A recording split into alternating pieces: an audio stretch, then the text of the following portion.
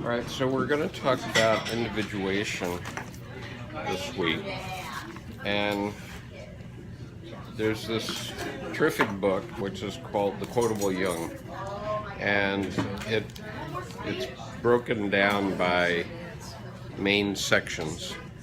By the way, if you're watching these videos and you'd like to be included in our Dropbox, please send me an email, skip.conover@gmail.com, and I will add you to our Dropbox. This book has broken down all these quotes, which are pretty poignant by topic, and one area is individuation. And so I put 4 pages of it on the Dropbox. Before the individuation chapter, which is chapter 7 of this, though, there was a chapter about life. It's called On Life. And so this is taken quotes from many different Jung works, right? And the nice thing about that is you can dip into it and get a little piece of wisdom and as a takeaway and then work with that. But there were a couple of quotes here from On Life that I thought were interesting. So recall that Dr. Jung from 1923 built a stone house in Balingen, which was 15 miles away from his home in Kusnacht, where his wife and kids lived. And this is a house in which he never put plumbing, he never put electricity, he had a well outside and he pumped his own water, and he never allowed anybody into the inner sanctum of this house. And when he was 75, he took this huge cube-shaped stone and he carved the sides of it with poignant sayings in Latin and Greek and German. But we'll talk about that another time. That's what Balingen was about. And so it was his hermitage where he could go and just be with himself. And he used it throughout life. And he literally built this house with his bare hands in 4 major stages. So he says, this is On Life now. I observe myself in the stillness of Balingen, and with all my experience of nearly 8 decades, must admit that I have found no rounded answer to myself. I am just as much in doubt about myself as before, the more so the more I try to say something definite. It is as though familiarity with oneself alienated one from oneself still further. So the more you know, the less you know. And that was a letter to Agnella Jaffe from Balingen, 6 April 1954. Letters, volume 2, page 163.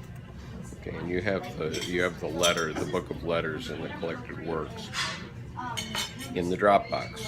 When thinking leads to the unthinkable, it is time to return to simple life.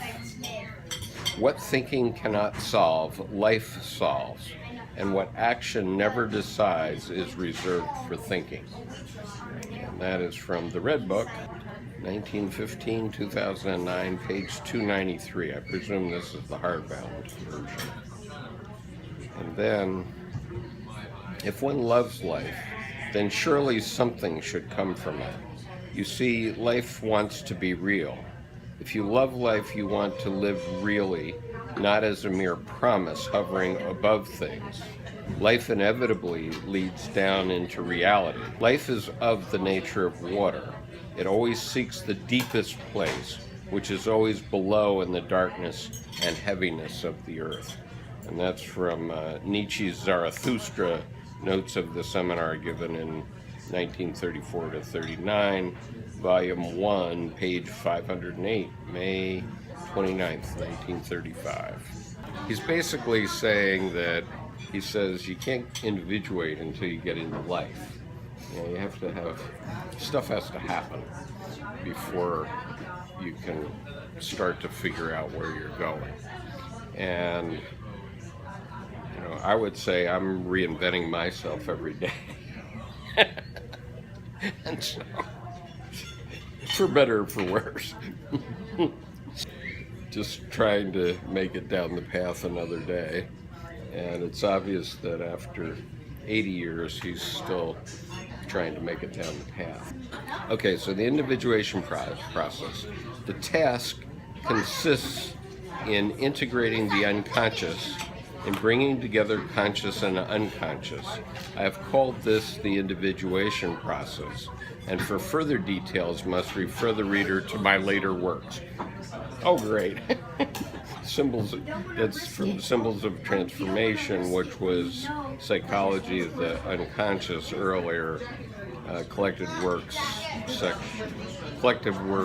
5, section 459. You cannot be redeemed without having undergone the transformation in the initiation process.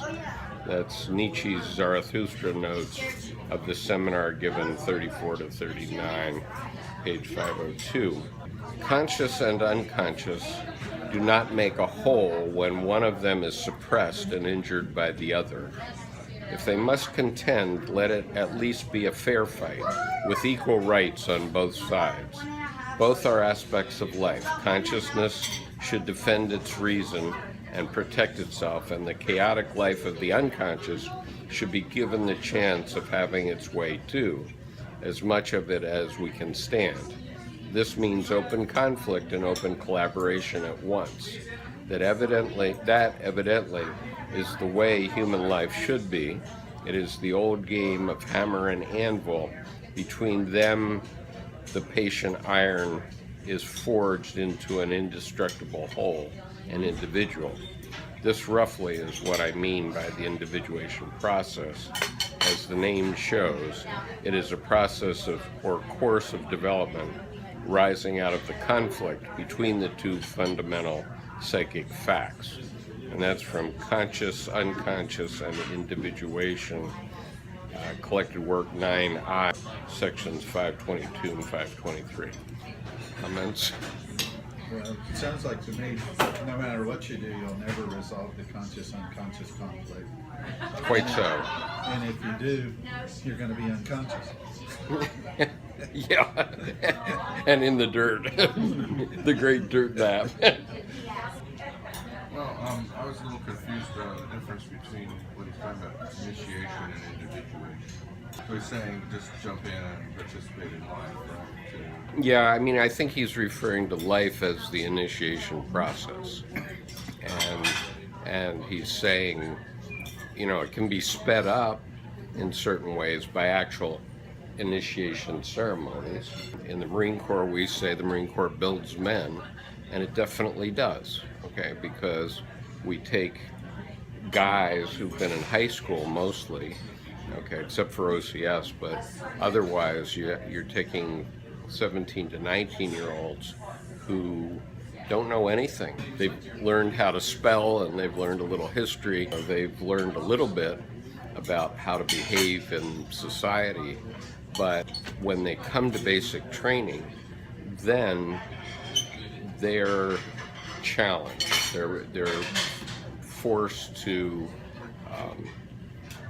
seek deep in themselves for the answers. Do I have what it takes to do this? Can I make it up this hill? Can I make it across this obstacle course?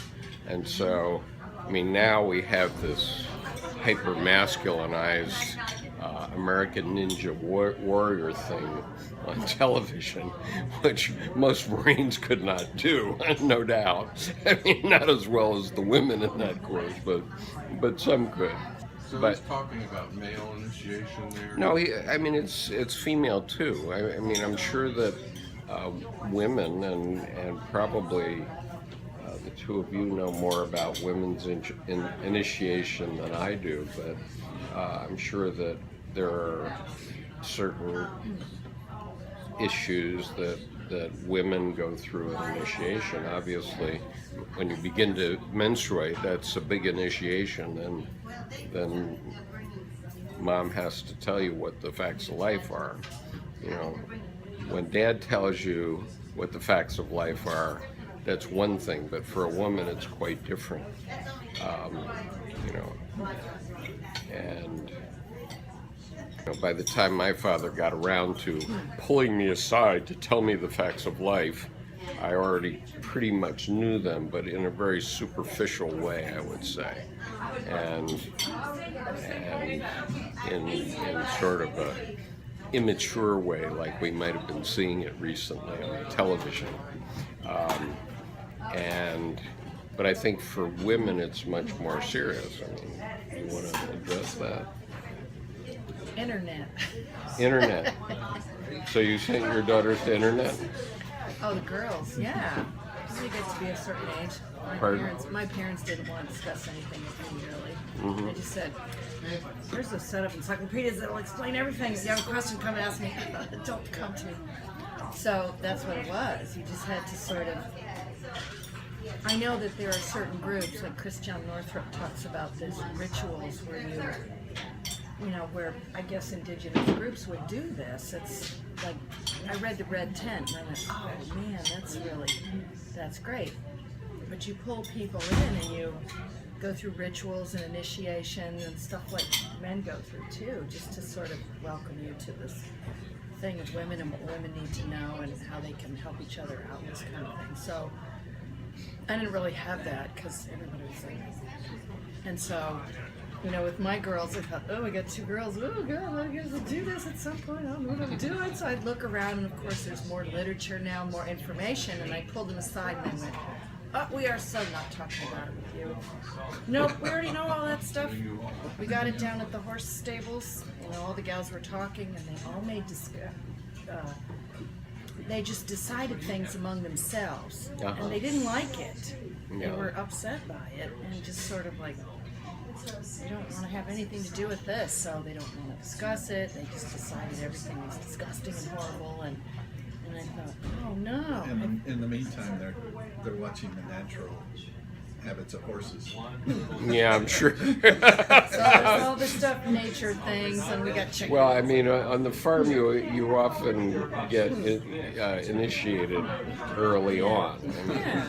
I remember being involved in the birth of a baby horse one time, and it was a bad birth, and the baby died within 24 hours, and it happened when I was in the 5th grade, and so, I was out in the field with the owner of the horse, looking at this foal that was alive, and they said, well, it's going to die, and so on. It was very sad, but I mean, I didn't really have many more specifics. But what I recall from like 7th and 8th grade was health class. Right. And I remember we had separate health. The boys and the girls got separated. Yeah. And I have no idea what the girls got. The boys got pablum. I mean, in my class, the boys got, eat your vegetables type crap. But I'm sure that who would want that job? I mean, think of it from the teacher end. You get to tell that challenging age group. I had friends that taught middle school, and I said, wow, there's a special place for people like you. That's a very special thing to work with those kids. So, yeah, it's so, they're watching themselves change. It's really awkward, and they're embarrassed, and they don't want to talk about it. And adults explain stuff. And then you sit in a whole room full of people. Everyone's all awkward and embarrassed. They're just sort of like, Yeah, well, that's an initiation. Well, for the men, you were talking about the Marines, but I noticed when I was in basic training that those of us who had played team sports had already sort of been initiated. Yeah. So it wasn't that hard to adapt. I mean, you still had to deal with the biggest jerk you ever met in your life. Right. So there is that. A lot of guys, if they play a team sport, they get that sort of male initiation stuff. Yeah. I think a lot of cultures have that ritual. I mean, the interesting thing to me was that I went through OCS twice. Once as an officer candidate and once as a platoon commander after going to Vietnam. And my perspective on it the first time was extremely different from my perspective on it the second time, when I went through 4 years later with an actual platoon of candidates. And the first time through, you're thinking, oh, Hill 200, that's 200 feet in the U.S. Hill 200 is the highest hill on the hill trail at Quantico, and oh my God, are we going to get up and down this with our pack that's filled with an empty mess kit and, we had a rifle, I guess, but, with basically an empty pack and one canteen and a first aid kit that had been made for World War II and that sort of stuff. And then I went to Vietnam, and I was on Hill 867, and that was 867 meters. And my pack weighed 80 pounds with four canteens and food and so on, and then full load of ammunition and weapon and steel helmet. And so then going back to OCS and leading a platoon, you go, oh my God, these guys are belly aching, and for them it's a big switch to get into the mindset of, I can go over that hill, and I can make it through that confidence course, that obstacle course, whatever it is. They have several obstacle courses at OCS, but one of them is called the confidence course, and it's something like a JV version of American Ninja Warrior, something like that, but much scaled down. And the principle of the confidence course is, if you fail on any obstacle, you're done. You cannot pass the OCS course. And so there are some challenging obstacles there that you have to... So when a guy gets initiated, what happens once he's gone through that process? For a woman, she goes through a process, and suddenly she's a young woman. The girl becomes even younger. So how does a guy become a young man? At OCS, if you had completed your college, which I hadn't done yet, but some of my classmates in OCS were finished college, and so they got commissioned. Okay, so all of a sudden we go out on the parade field and we have a parade at the end of the event, and now they've got brown bars. Now they're officers. Now all these sergeants who have been screaming at them for 10 weeks are good afternoon, sir. Good morning, sir, and putting them on a pedestal.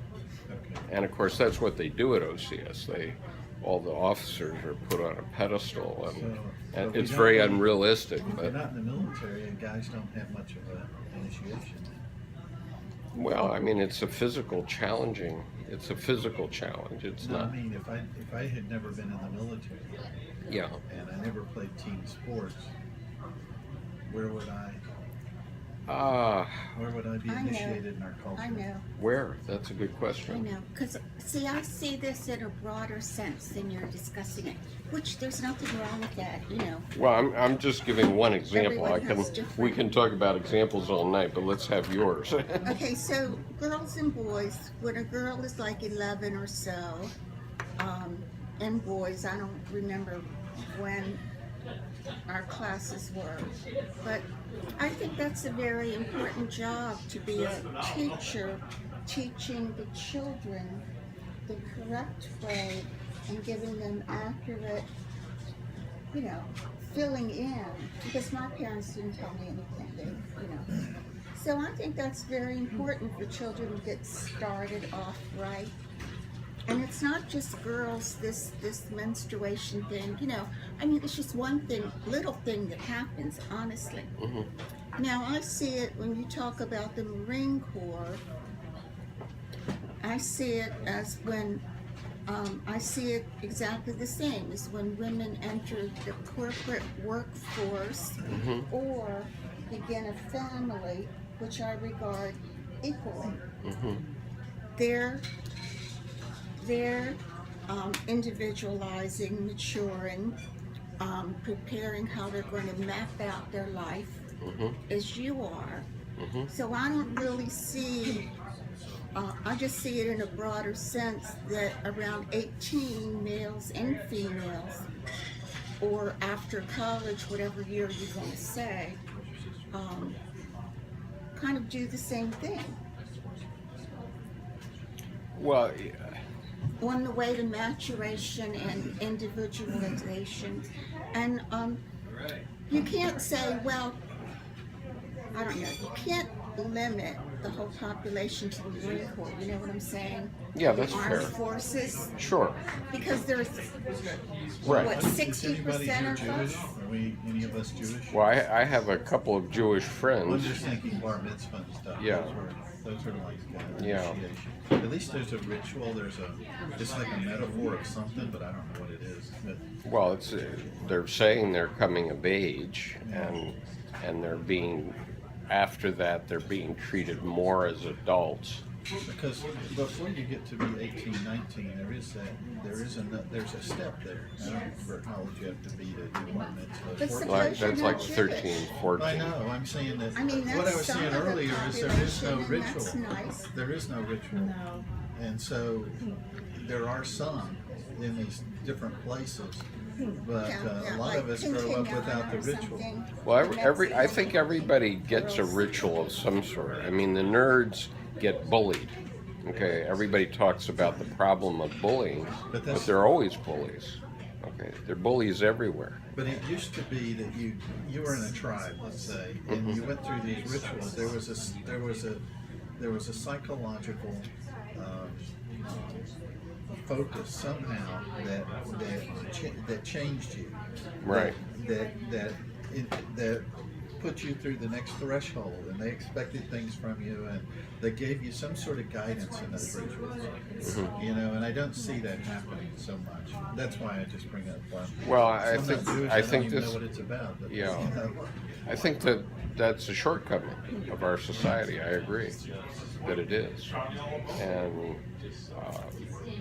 very broadly speaking, we have these psychological transformations that we go through that are archetypal. Somehow you have to go through them. I mean, from the woman's side, she's got to either fight the good fight to work in what was, when you were coming along, a man's world, or become a mother, and then facing 20 years of raising kids at least. But you know, at that age of like 14 or so, a lot of girls become, there's this sort of split. They're the ones that go off for the corporate world or whatever it is, structured. And then there's the ones that say, I like boys, and that's all I'm going to focus on for the next, you know. Yeah. And But so there's something, it seems like there's something, they're not given a direction so much either, or they're not held to a. well, I mean, if you think about India, for example, or even Japan, where there are a lot of arranged marriages in India, and I think in the Arab world too, in the Muslim world, there are a lot of arranged marriages, and I think girls are brought along pretty innocently, and then in India, you're lucky if you meet the guy before the wedding. I mean, you might meet him for a week or something, and they say, you can veto it. You can say, I don't like this guy. I'm not going to be with him for the rest of my life. Nobody does that. I mean, I knew one woman in Japan that did that. I think Jung describes it very intricately, and I don't remember which book of his I read, but he looked at primitive tribes, ethnographic, Right. did a lot of research there. The idea was to separate the individual from the same sex, or the opposite sex parent. So a male would be taken by all the males into a separate area, Right. into a bunch of huts that there's No Only- communication with women. Yeah. Very abrupt, very shocking. This is now your The new men's life. world, right? And you're separated from your mother. You're no longer a mama's boy. Yep. And the same thing happened with the women. Right. The women were separated from your fathers, and your dad taught domestic skills, and you incorporated into the life Right. of female. We don't have that so much. And I think it causes some problems because Well, it does we cause have a lot of children- problems children because, are living at home until what, their 30s or even later. yeah, I don't know because, you know, my mother got married when she was 19, okay, and she was pregnant with me when she did. And my father was, I don't know, 23, I guess, when, yeah, he was 23 when they married. And, you know, she had this initiation of suddenly being a mother, but for me, it was always assumed that I would go to college and immediately get married, that I'd find a woman during my college years, and upon graduation from college, I would marry some woman, which I did. Okay, that's exactly what I did. And then I was with her for 17 years. That was an initiation of sorts. Before I had a first baby, I was reading this magazine, and it had a big article in Mothering magazine about initiation and rituals. I was only an English teacher, but I can do And the they math. talked about all these cultures around the world that do these special things, and I thought, look at that. And I said, the U.S. doesn't have anything.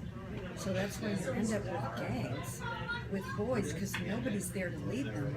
They lead themselves. Well, if you go in a football team or something like that, you Yeah. do get initiated. Yeah, I mean- but if you don't, if you're on the, you know, If you're a in all the nerd, it's groups a in high problem. school, if you're a nerd or you're one of those burnout guys, that's a whole nother, you know, all the little subcultures in high school, and everybody finds a little group and sort of stay in there and Right. figure their way out. Yeah. So that's what kind of flows you into all of a sudden, okay, now you're a young adult and you got a baby or even two, and that's an initiation. Yeah. No It's kidding. what everybody does, you know. It's what everybody At does. 18, finish college at 22, you get married, and then have a family and a mortgage, and it's sort of like your whole life is all planned out. I didn't marry till I was 35. And my husband at 59 was a lifelong bachelor.